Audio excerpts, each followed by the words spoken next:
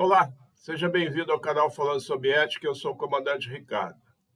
No último vídeo falamos sobre corrupção penal, no qual apresentei alguns aspectos dessa corrupção tipificada no nosso Código Penal e em leis penais especiais, bem como os males associados a ela para a sociedade e para o país.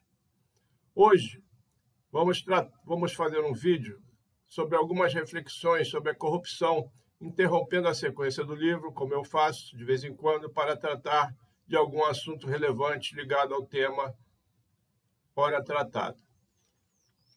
O Brasil sofre com o mal da corrupção há séculos e precisa ter consciência do estrago que esse crime faz para a economia, para a sociedade e para o desenvolvimento do país. Assim, o tema de hoje será uma pergunta: qual a relação da ética com a corrupção? Então, vamos lá. De acordo com o meu livro, esse livro aqui, eu trato de ética, poder e corrupção. Embaixo traz o seguinte: a ética, como um fator fundamental nas relações humanas, induz a eficiência, controla o poder e inibe a corrupção. Assim, eu trato da ética da forma concreta, ou seja, a aplicação da ética ao dia a dia da sociedade. E os resultados que o hábito de ter um comportamento ético traz para a sociedade e para o país. Eu sigo a corrente de pensamento que, na minha opinião, na minha pesquisa, começou lá com Aristóteles na Grécia Antiga e depois foi desenvolvido por Immanuel Kant e Hans Jonas, até chegar aos dias de hoje. Essa corrente que eu analiso, essa corrente de pensamento, difere da postura filosófica de Platão e Aristóteles, que tratavam a ética exclusivamente no mundo das ideias. Só que isso gerava discussões intermináveis. Então, Aristóteles começou a associar a ética à razão. Isso só foi desenvolvido da parte científica por Immanuel Kant, que associou a ética aos deveres e começou a tratar a ética de uma forma científica, ou seja, a aplicação da ética. Da mesma forma que o direito é uma ciência social aplicada ao comportamento humano. Depois, Hans Jonas atualizou o estudo da ética, associando a ética às responsabilidades. E assim, na minha opinião, adequou o estudo da ética ao século XXI. Por quê? Porque tudo que as pessoas fazem, elas têm que ser responsáveis pelo que fazem e arcar com as consequências disso, particularmente quando se tem alguma relação com o público, ou seja, é um representante eleito, ou seja, um político, ou um servidor público. Então, quando as consequências do que se faz refletem ao público em geral, alguns cuidados têm que ser feitos para que não haja prejuízo para a sociedade. Assim, eu já coloquei na capa do meu canal, aquela capa verdinha, que está o nome do canal, falando sobre ética, algumas nuvenzinhas em cima do termo ética, que dizem o seguinte: deveres, direitos, valores, princípios e responsabilidades. Então, é esse conjunto de fatores que eu relacionei com a ética e que é o objeto toda essa construção que eu faço no meu livro e nesse canal. O meu livro, ele é uma construção. De que forma? Inicialmente, eu descrevo essa corrente de pensamento da ética e, no capítulo 2 e no capítulo 3. Capítulo 2 falando do poder e capítulo 3 falando de corrupção. Então, o que eu faço? Eu trato, no capítulo 2, de como a ética pode controlar o poder. Ou seja, o comportamento de uma pessoa ética, quando está investida em algum tipo de poder, ou eletivo, ou nomeado, como esse hábito de ser uma pessoa ética controla a forma de exercer o poder para que esse fator tão importante para a vida das pessoas possa gerar frutos e não prejuízos. E no capítulo 3, que é objeto desses últimos vídeos, eu trato de corrupção, que é a degeneração da pessoa.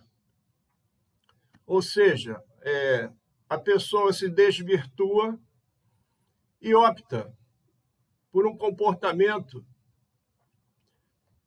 visando a benefício pessoal ou de algum grupo em detrimento da sociedade. Isso é a corrupção. E o prejuízo que isso causa para uma sociedade, para um país, é muito grande. É muito pior do que um indivíduo que assalta uma pessoa na rua. Por quê? Ele está agindo também em benefício próprio, mas o prejuízo que ele causa para a sociedade é pequeno, embora para que a pessoa que tenha sido assaltada seja muito grande. Agora, a corrupção, ela gera um prejuízo para milhares de pessoas. Ou seja, aquele dinheiro desviado dos pagadores de tributos, ele poderia ser usado para resolver inúmeros problemas da sociedade. E o Brasil é uma sociedade muito carente ainda. Assim, nesse último capítulo de corrupção, eu faço também uma construção. Eu começo descrevendo o que é a corrupção, depois começo a tratar da corrupção moral. Eu dividi em corrupção moral, penal e como a corrupção se instala no governo e, no final, trato de organizações criminosas. Agora, por que corrupção moral? A corrupção moral nada mais é que o início, o ponto de partida do mal que esse fator causa para a sociedade. A pessoa, antes de cometer algum crime relacionado à corrupção ativa e corrupção passiva, ela começa, no seu íntimo, a bolar como isso pode ser feito. E trabalhar no sentido que possa executar atos visando o benefício próprio ou de alguns grupos a que pertence. Isso é corrupção moral. A partir daí, isso aí abre caminho para a corrupção penal, ou seja, as ações efetivamente práticas que a pessoa realiza para dar seguimento naquilo que ela acha que é bom para ela. Então, a corrupção é um ato que visa benefício pessoal. Não existe no corrupto empatia, ou seja, ele não pensa nos outros, ele pensa em si mesmo e quantos benefícios ele pode trazer para si com base naquilo que ele está fazendo, ou benefícios financeiros ou benefícios de poder. Essa luta pelo poder, que eu já tratei no capítulo 2 do meu livro, nada mais é que fruto da corrupção moral e também a corrupção penal. Ou seja, a pessoa trabalha para angariar poder e, assumindo uma situação de poder, trabalha para permanecer nela. Ou seja, é uma situação de dominância para obter ganhos, tanto ganhos políticos quanto ganhos financeiros. Nessa construção que eu estou fazendo, em que eu trato da corrupção moral, a corrupção penal e a corrupção institucionalizada, isso é uma construção de como a corrupção ela se insere no governo e se espalha lá dentro, aparelhando instituições para que, no final, a própria instituição pare de funcionar.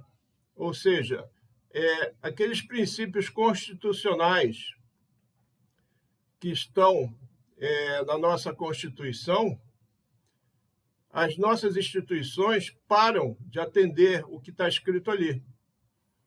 Ou seja, de que adianta uma Constituição se as instituições não cumprem o que está ali? A Constituição tinha que ser uma Bíblia, tipo uma Bíblia sagrada, dos Estados democráticos de direito. Uma coisa dogmática, como é a Bíblia cristã, ou outros livros sagrados de outras religiões. Isso tem que ser cumprido à risca. Não cabe interpretação do que está na Constituição. A partir do momento que você interpreta o que está ali, você vai poder alterar ela e não seguir estritamente o que está escrito ali. O que pode ser feito? A interpretação é apenas para tirar dúvidas sobre a aplicação dos preceitos que estão ali. Ou seja, agindo de forma literal.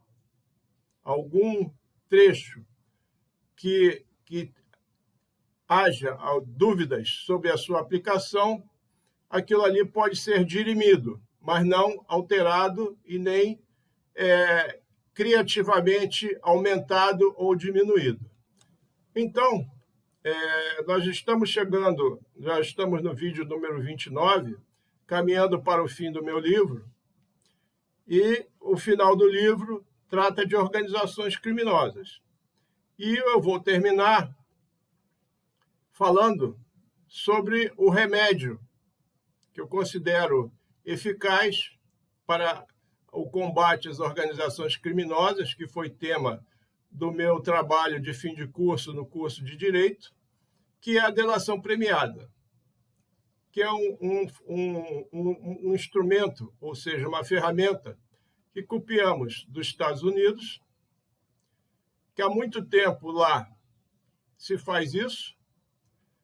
Aqui, a delação premiada, quando se transformou em lei, ela ganhou outro nome, ou seja, um nome mais palatável para a sociedade, que é a colaboração com a justiça, e é um instrumento eficaz. Tanto é eficaz que ele foi desvirtuado. Ou seja, me parece que para algumas pessoas não interessa que o problema da corrupção seja sanado ou drasticamente reduzido. Como eu já falei em outro vídeo, a corrupção está relacionada à natureza humana. Ela tem que ser controlada. Ela não será extinta, porque isso faz parte da natureza humana.